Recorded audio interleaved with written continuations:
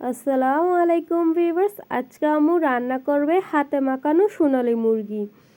তো সোনালী মুরগি রান্না করার জন্য প্রথমে আম্মু একটি ডেকচি নিয়ে নিবে, সেখানে দিয়ে দিবে মুরগির মাংস, সাথে দিয়ে দিল হলুদ গুঁড়ি, তারপর দিয়ে দিবে একে একে আদা বাটা, রসুন বাটা, তারপর হচ্ছে পেঁয়াজ বাটা, সব ধরনের মশলা বাটা বলতে ধনে, জিরে, লবঙ্গ, এলাচ, দারচিনি এসব কিছু আম্মু একসাথে বেটে রেখেছিল।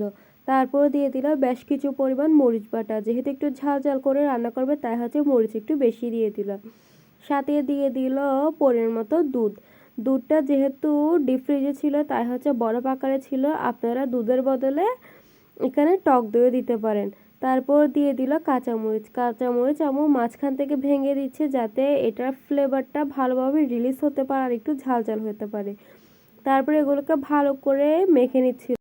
আপনারা চাইলে এভাবে মেখে কয়েক ঘন্টা ম্যারিনেট করে রাখতে পারেন, এতে কিন্তু টেস্টটা অনেক ভালো আসবে। কিন্তু আম্মুর কাছে সময় ছিল না বলে আম্মু সাথে সাথে রান্না করে ফেললো। তো এখানে দিয়ে দিল বেশ কিছু পরিমাণ পানি দিয়ে ঢাকনা দিয়ে চুলার উপর বসিয়ে দিল। কিছুক্ষণ পরপর আম্মু চেক করে নিচ্ছিল মুরগির মাংসগুলো সিদ্ধ হয়েছে কিনা।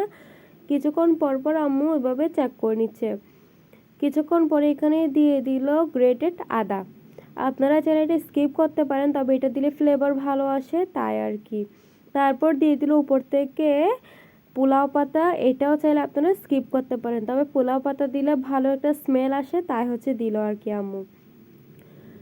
যখনই মুরগির মাংসটা একদম পারফেক্টলি সিদ্ধ হয়ে যাবে তখনই আম্মু অন্য একটি কড়াইয়ে তেল গরম করে সেখানে দিয়ে দিল তেজপাতা। আপনারা চাইলে এখানে লবঙ্গ অথবা এলাচও দিতে পারেন, অর্থাৎ আপনার যেটা ফ্লেভার বেশি ভালো লাগে ওইটাই ব্যবহার করবেন আর কি।